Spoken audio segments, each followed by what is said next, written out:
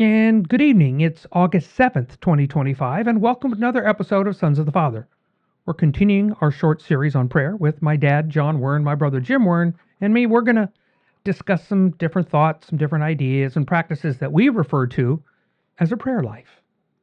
Again, we highly recommend watching the videos that we're going to talk about. This is another one. It's going to serve as a launching point for several of the topics that we continue to be discussing. This video is The Power of Prayer, Strengthening Your Relationship with God. It's by John Ortberg. Link to that is in the description below.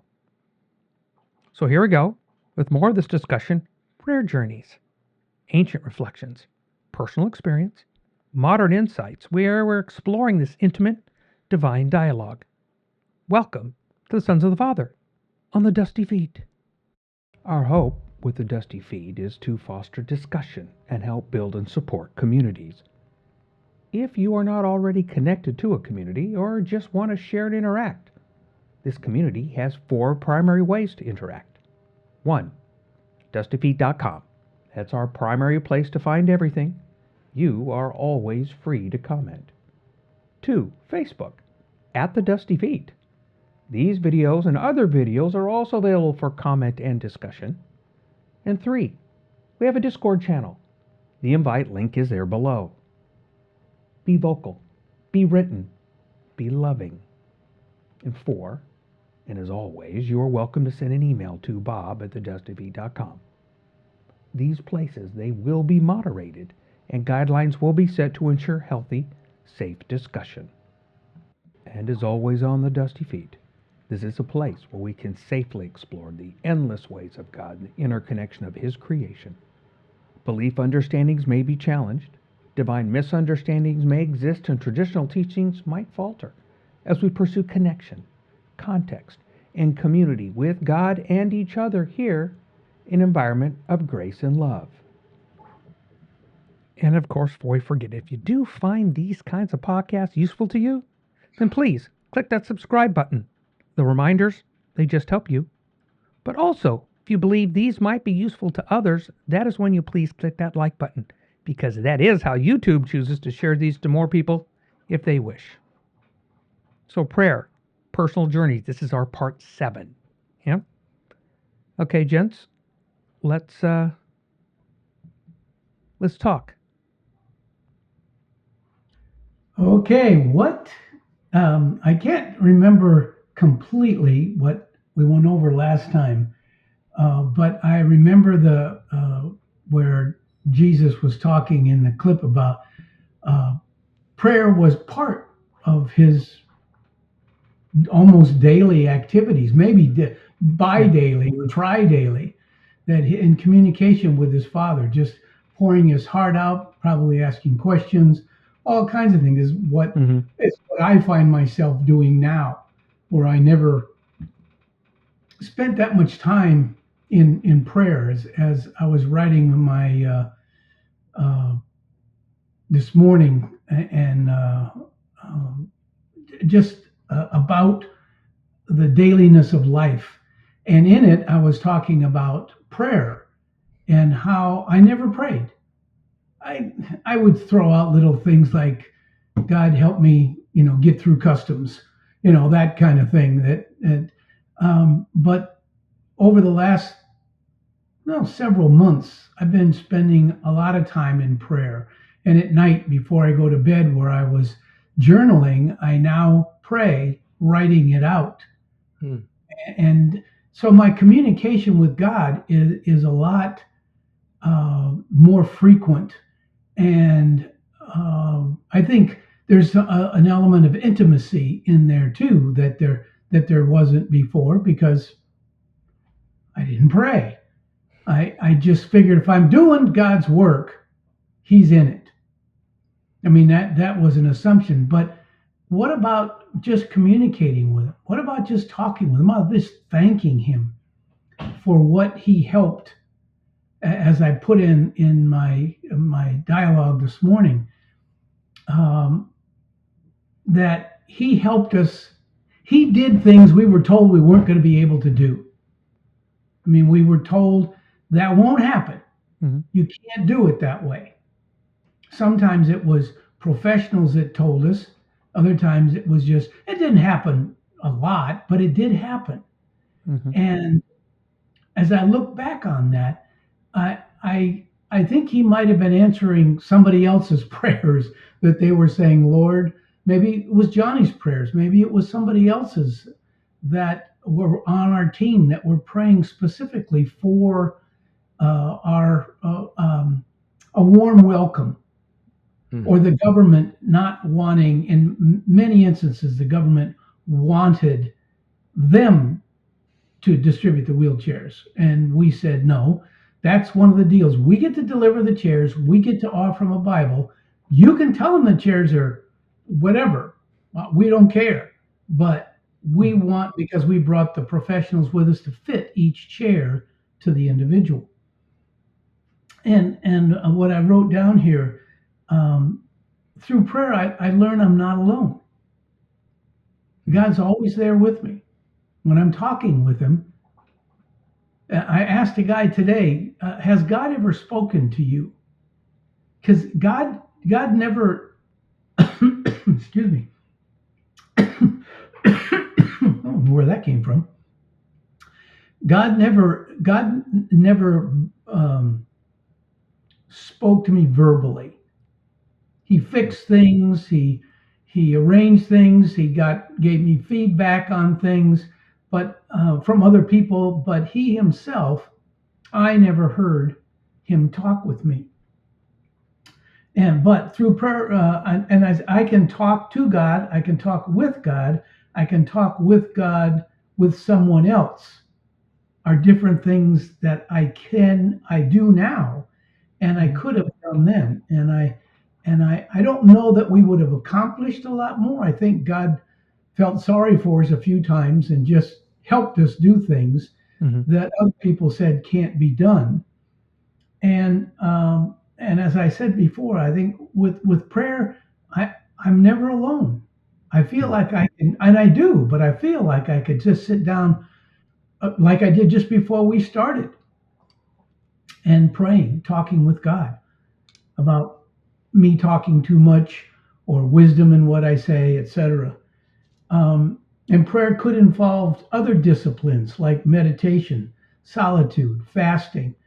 Those things your mother and I went on an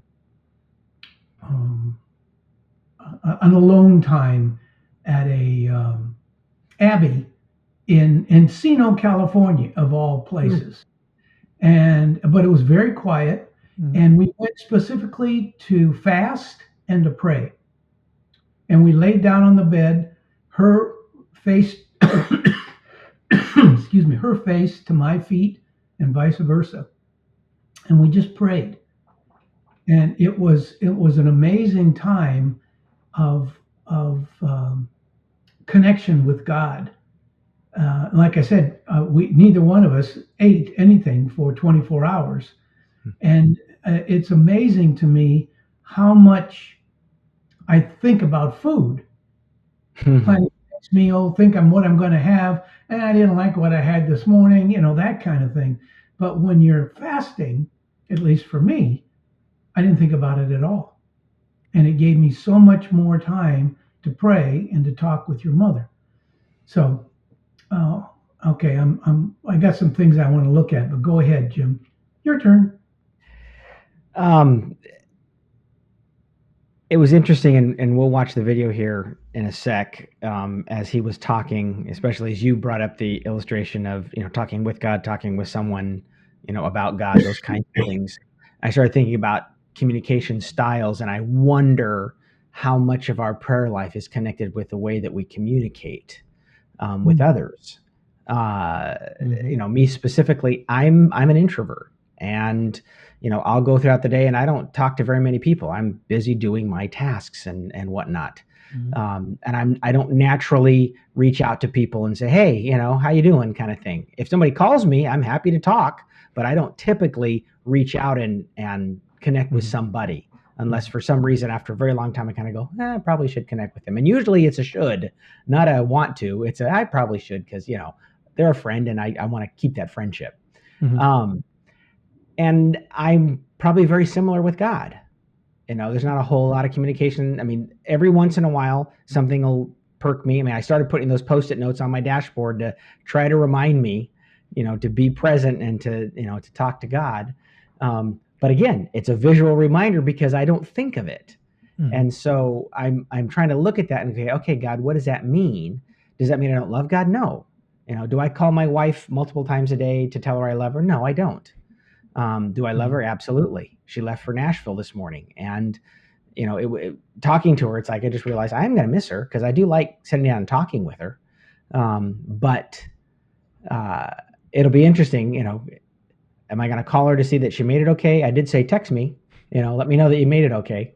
But I want to have an intimacy with her, which involves communication. And so I need to make sure I do that.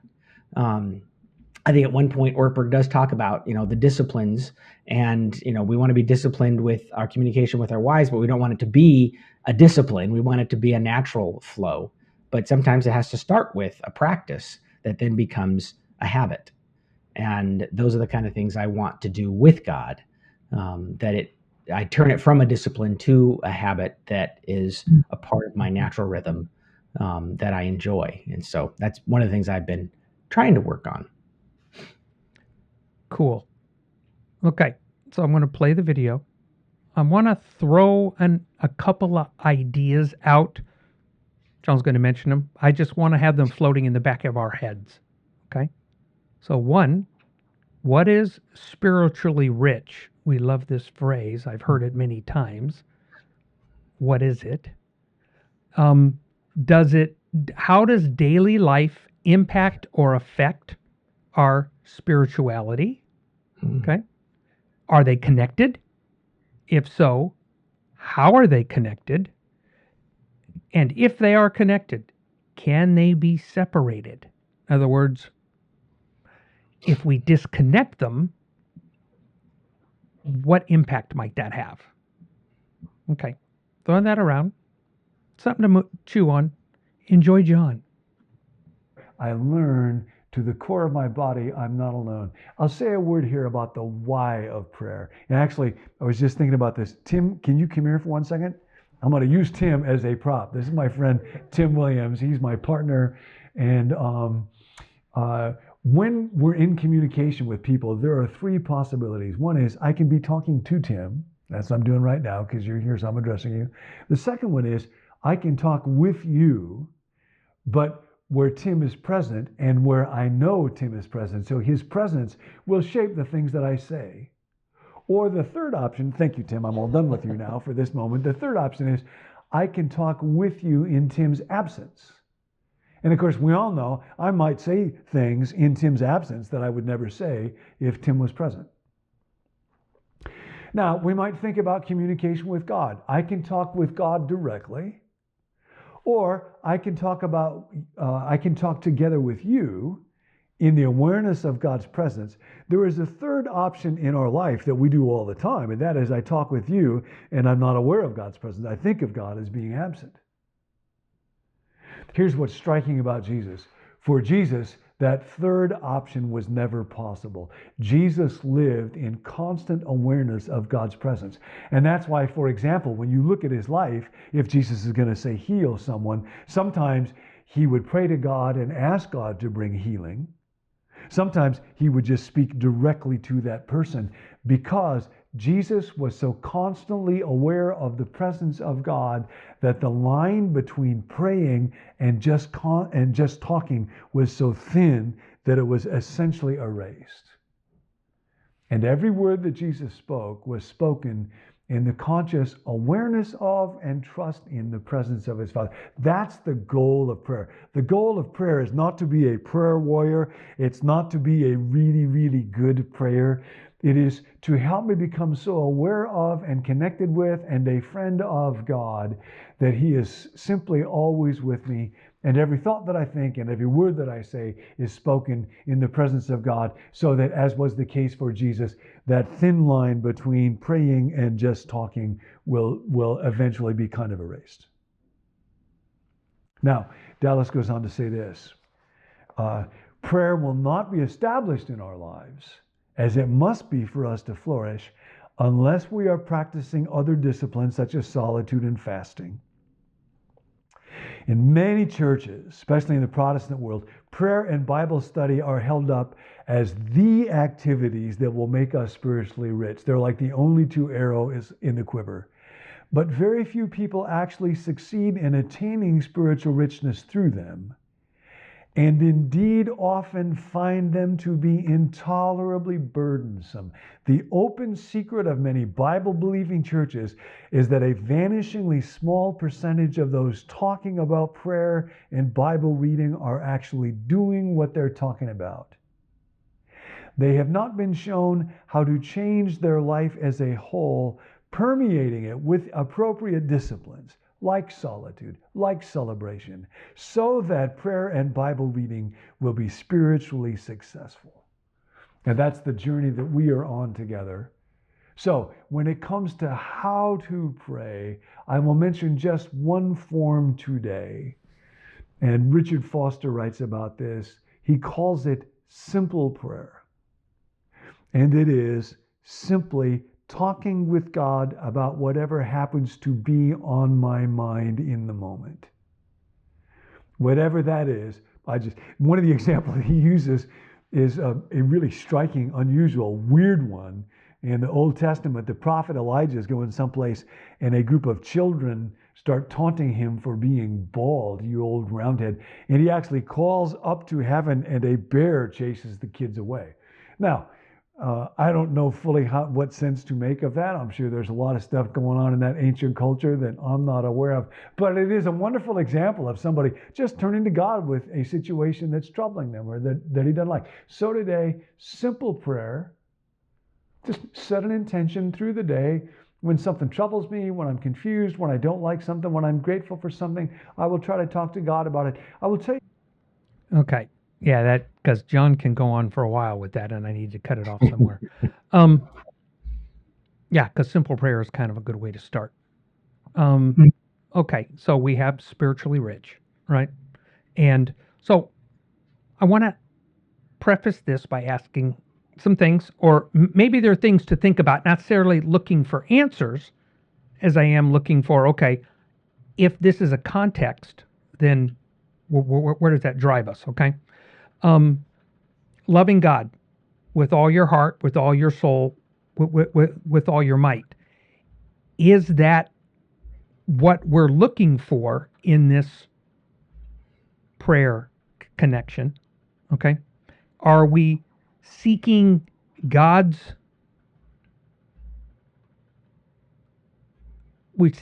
will? And is it a thought to consider that does God have expectations in our requests? In other words, we ask, and he said, I have an expectation of you. When Jesus is out walking around in his time and they're doing things a certain way, and he's going, that's not the way God kind of intended this to happen, right? Whether it's praying on a street corner, being very visible, putting seats on your robe that are so long you have to have people carry them and walk behind you. You've lost the plot, as they say. And if we want that in our hearts, and we want that to affect our hearts, then how would that impact our prayer life and the phrase spiritually rich, which I'm still bouncing around? Okay, Jim, it's your turn.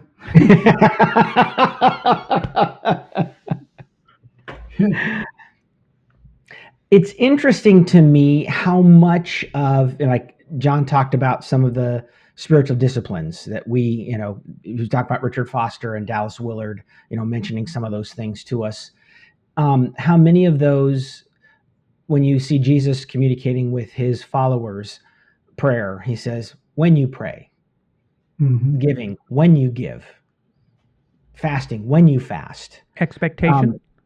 It was already an assumption that those things were part of Yeah. the natural life of the culture at that time, of the people he was talking to. There you go. Granted, his audience was primarily Jews. Right. Obviously, others were listening, and occasionally he opened up to some of those other people as well and addressed them as such. But there was that assumption that was just a part of who they were, part of the daily life. Whether it was genuine or not, that was some of the things he was addressing, because it became ritual rather than opportunity for connection with God. And all of those things that God had put in place back at the laying down of the law.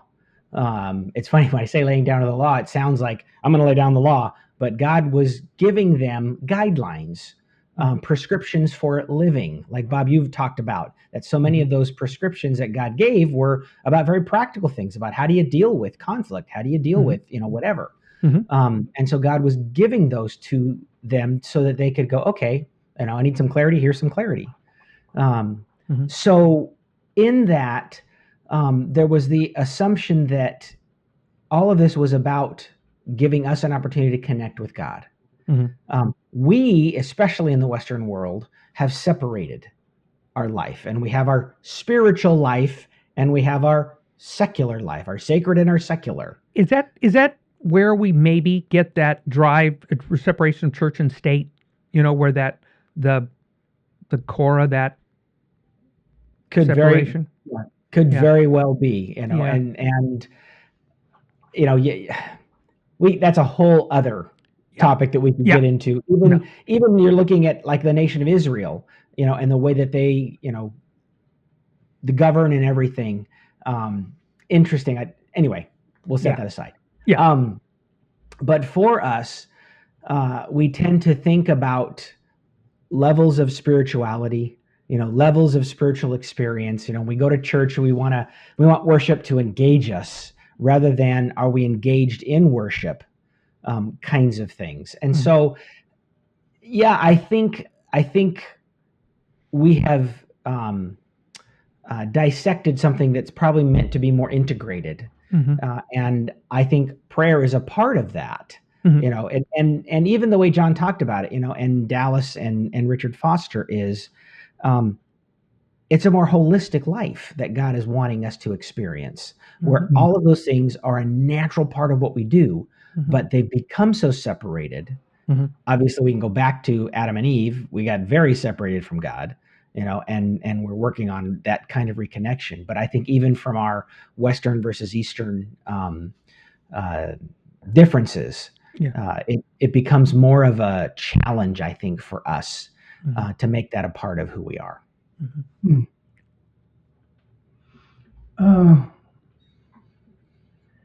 I agree. It made me think about something.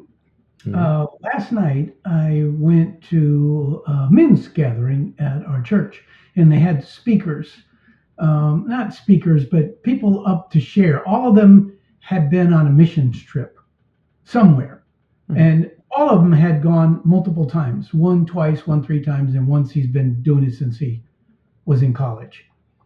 And they were sharing their stories about meeting the children and meeting families, and they're so grateful for you, and things that we get to do with them, and to connect. What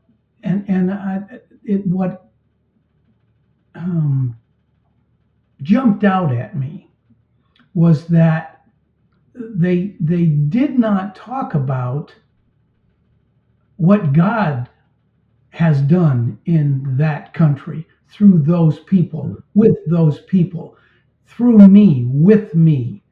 They said that their lives were changed, but they didn't say, they didn't, to me, they didn't recognize what God was doing the whole time through them and with them and without them. And I, as I've told you before, I think about the places that I've been, and the doors that God opened and the things that He did. And I just think that we miss out on that when we're not in communication with Him. Mm-hmm. We're not connected with Him. Mm-hmm. Each one of us, of the three of us, is connected with God in a different way. And we feel that in a different way. Mm-hmm. And this is my opinion, does God really give a rip? He'll be there wherever we come at with Him.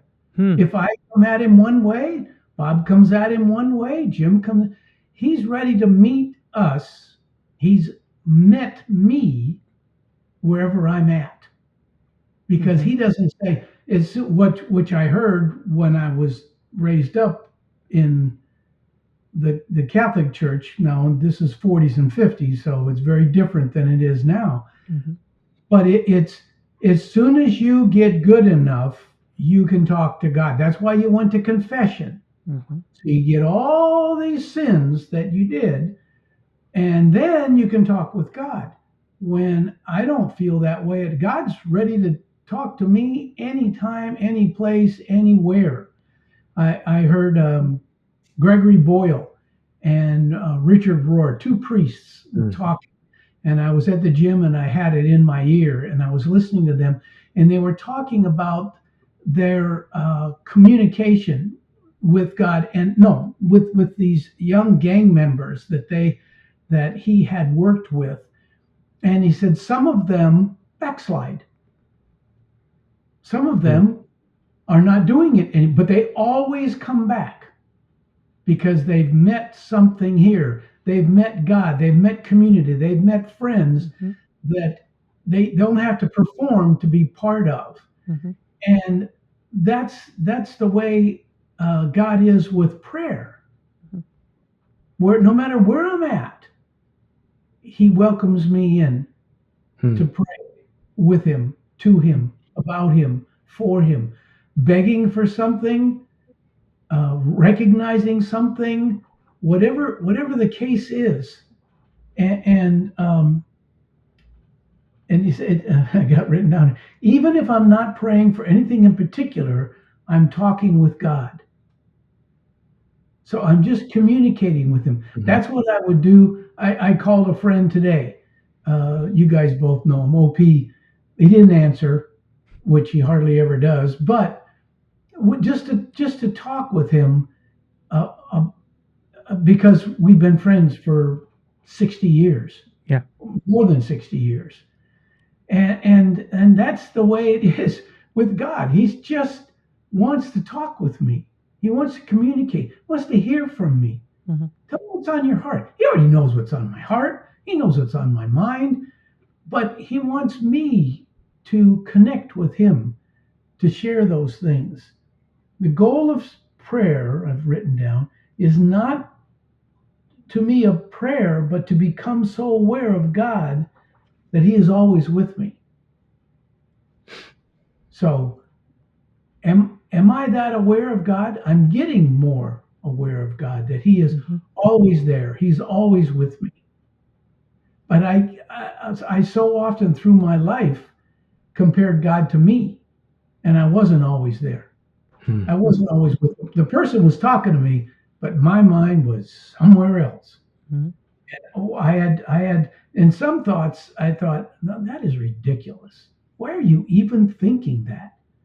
Or I don't even know what they said because I didn't care. Mm-hmm. So sometimes I put God in my category where He isn't.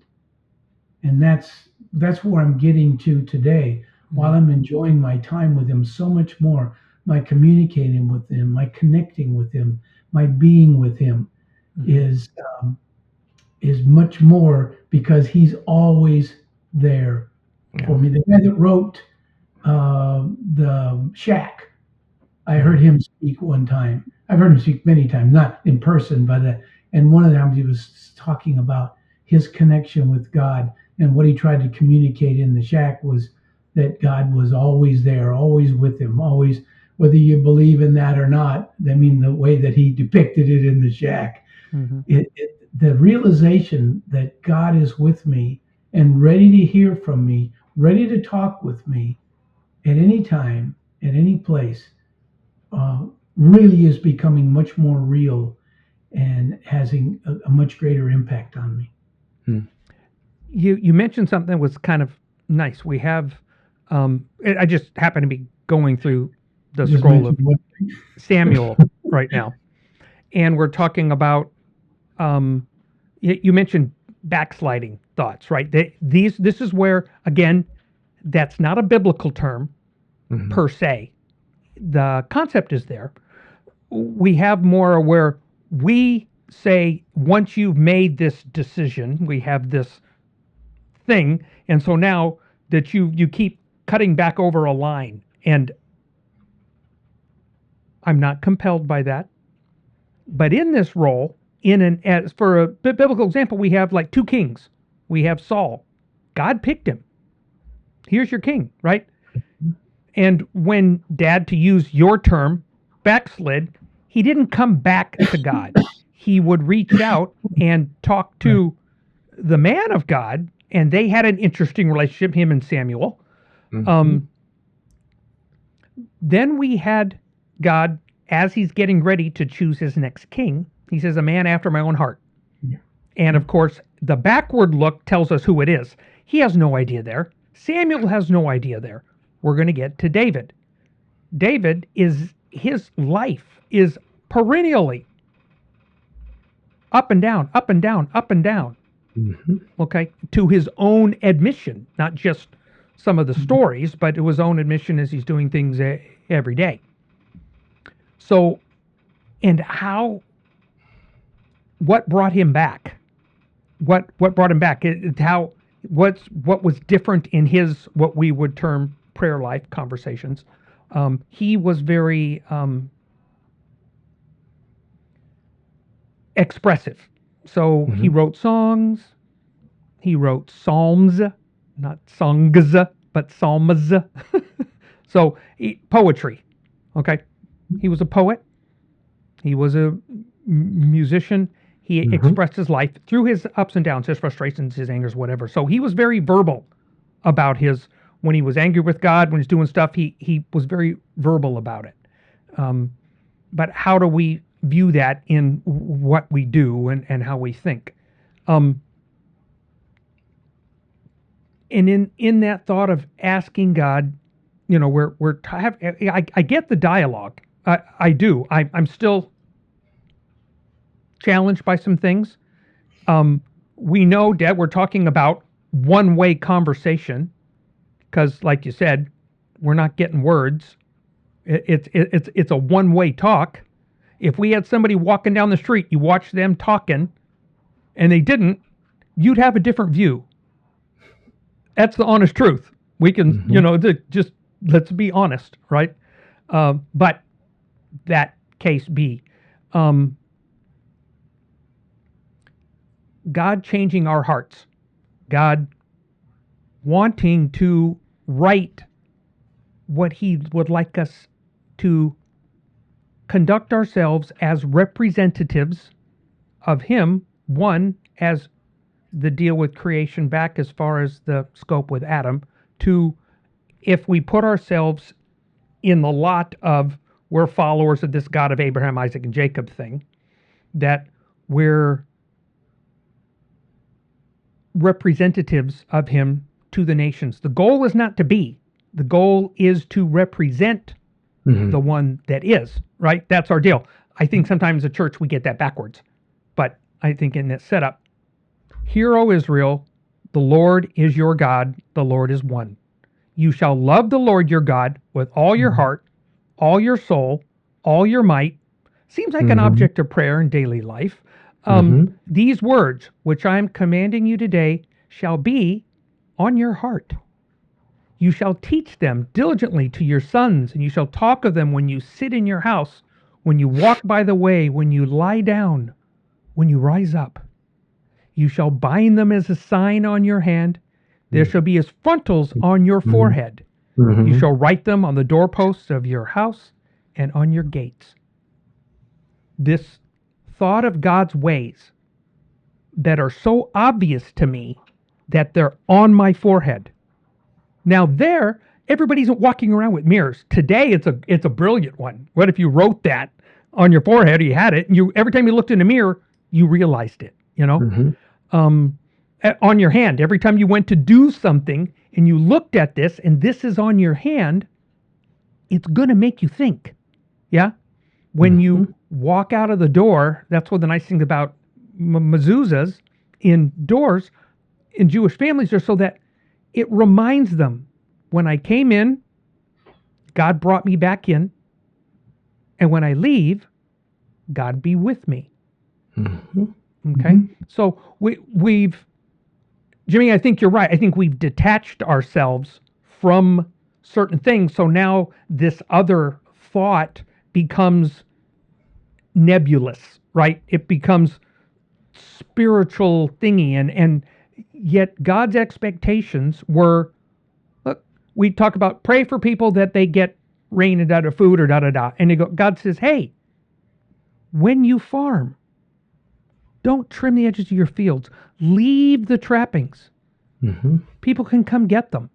There's this wisdom element behind that we just arbitrarily push aside. We'd rather make it this thing about there. And then Dad, like you said, one of those challenges of being where you go somewhere and you do something, you come home, there's no relationship. And so you drop something off and left. And then you expect that things are going to go somewhere. Now, I know that you have been involved with missions type activities where they're going, look, it's more important than us coming and leaving. It's so that you can perpetuate, you can grow it, you can learn to feed yourselves, you can learn to raise yourselves, you can learn to be self-sufficient as a community.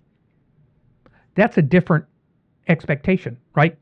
That's a different mission than going and here's your sticker and here's your book. Think about it. We'll be back in a year, maybe not. I don't know. Those are things that I struggled with when we get spiritually rich.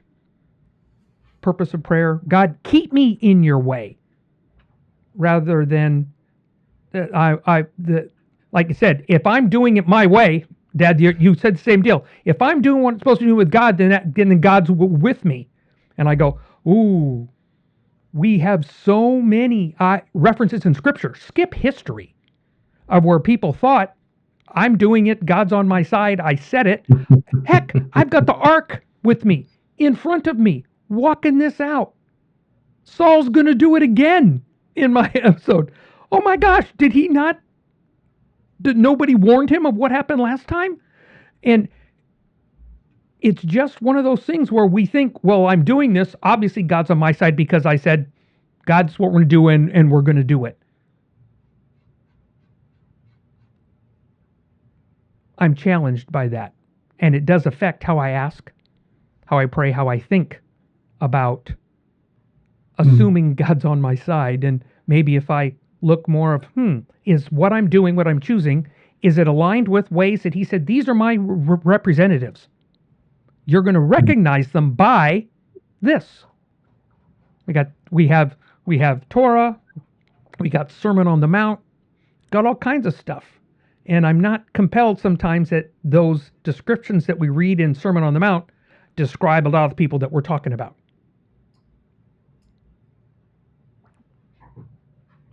Worth discussion, like I say on my other episodes. It's worth discussion amongst yourselves, people. It's worth discussion. Go find somebody, talk about it. Think about it. Okay, Dad, any parting? No, when I'm serious about praying, it makes an indelible impression on me when I'm thinking about it. Because it's not a throw it out kind of thing. Now it's much more. Just like I would if I said something to one of you. You just don't throw something out. You think about what you're saying, what you're asking, what you're doing. So that's the thing that I take to mind. And everybody does it differently. Mhm. They're the way they communicate with God. But that's it for Mhm. today. Yeah. I like it. Yeah. I was mentioning I've got my post-it notes on my dashboard, to remind me. It's like my little on my hand, on my forehead, Mhm. reminder. Mhm. Um, I like it. I need to do more of those kinds of things. I'm gonna have post-it notes all over the house now, just to remind me of stuff. It Most works when you get to specifically, the senile stage because you'll be right in the yeah, habit of doing it. So right. there you go. True that. It reminds me when we were in Israel, we actually were in down by the wall, when the Hmm. Wailing Wall, and Mhm. I saw some guys down there praying, and they had the little thing hanging on their Hmm. forehead. There Mhm. wasn't it wasn't a bunch of them, but there were some Yeah. that took it, and you couldn't help but notice it, and Mhm. and that. So Mhm. yeah, It's a you know. the tefillin, the forehead and the hand ones, and they're wrapped a certain way, and they have those. Those are traditionally driven. It's a literal wheat. I'll wrap with this. Sometimes we do things and will knock a literal, but I'm not compelled that our spiritual answer are equal. Hmm. That I think maybe, Jimmy, like you talked about, we tend to want to separate those when Hmm. maybe there's closer to a blend, right? I think a mezuzah is one of those ideas and thoughts where it's like, it's not the whole Torah, it's not the deal, it's the reminder as I Right. come in and out that I'm representing you when I leave, Hmm. and you got me home through the door, and that's just the simple part, you know. Hmm. But just that whole thought about where prayer takes us each day Yeah. as I'm going out and deciding how I'm going to interact with the people in the grocery store. Yeah. And it's not about handing out tracts. It's about living life. Yeah. Hmm. So, let me hit a button here because that'll help. So we highly recommend.